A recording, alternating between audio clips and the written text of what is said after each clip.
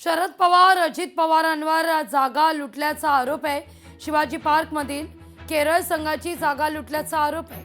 प्रकाश बेलवाडेंचं tweet आहे।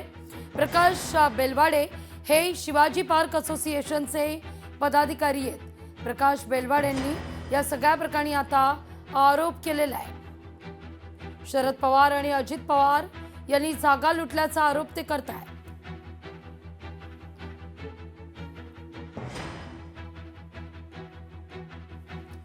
या सगळ्याविषयी बोलण्याकरता स्वतः प्रकाश बेलवाडे आपल्या सोबत जोडले गेलेले आहेत। प्रकाशजी नमस्कार, नेमका काय आरोप आहे तुमचा?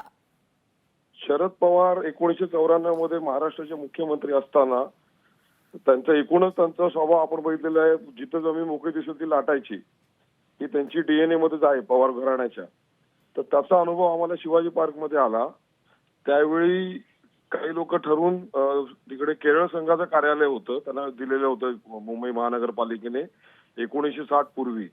त्या ठिकाणी शरद पवारच्या काही लोकांनी, गुंडांनी काहीतरी शिवसेनेच्या नावावर म्हणा किंवा काहीतरी खोटं नाटक करून तिकडे हल्ले करायला सुरुवात केली, तिकडे अन्न वगैरे फेकायला सुरुवात केली। आणि त्यावेळी मुख्यमंत्री असल्यामुळे शरद पवार पुढे आले, म्हणाले तुम्हाला हा त्रास होत राहणार, त्यांनी खरं मुख्यमंत्री म्हणून संरक्षण दिलं पाहिजे होतं। तर केरळ संघाला सांगितलं हा त्रास होईल त्यापेक्षा मी सांभाळतो, तुमची मायने द्या तात्पुरतं, सगळं शांत झालं की तुम्हाला देतो परत म्हणून। आणि त्यावेळी ती जागा हडपली 1994 ला। तर ती आजतागायत हडपलेली आहे।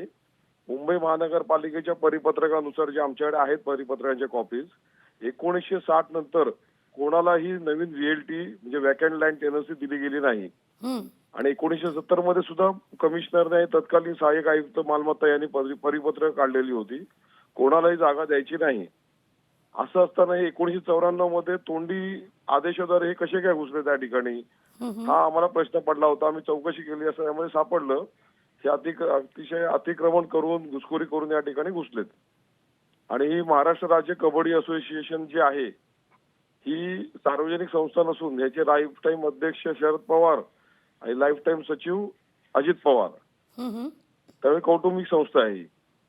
आता ही संस्था स्थापन करत असताना किंवा हेड ऑफिस त्यांनी हे शिवाजी पार्कचं कार्यालय दाखवलेलं आहे। निश्चित ह्या सदर जागेचं त्यांच्याकडे कोणताही करार नाही, विकत घेतल्याचं दस्त नाहीये, अलॉटमेंट नाहीये, काही नाहीये त्यांच्याकडे। पण भ्रष्टाचार करायचा, मनमानी कारभार करायचा, प्रशासन यंत्रणा ताब्यात ठेवायची आणि पाहिजे तसं करायचं, असं करून एखाद्या सामान्य नागरिकाला जर संस्था स्थापन करायची असेल तर ती चॅरिटी डिपार्टमेंट आपल्याला विचारतं तुमची मालकी असलेली जागा दाखवा। संस्थेची मालकी नसेल तर जी जागा तुम्ही दाखवता त्यांची एनओसी दाखवा। तर असं काहीच त्यांच्याकडे नाहीये त्या ठिकाणचं। अगदी त्यामुळे आम्ही तक्रार केलेली आहे। आधी कलेक्टर ऑफिसने त्याची शहानिशा केली आणि अतिक्रमण हे सिद्ध झालेलं आहे। तसं पत्र उपजिल्हाधिकारी अतिक्रमण निष्कासन यांचं महापालिकेला पत्र आलेलं आहे। तर आम्हाला अपेक्षा आहे महापालिका त्यांना इकडनं हाकलून काढेल। निश्चित, खूप खूप धन्यवाद आमच्याशी संवाद साधलात त्याबद्दल।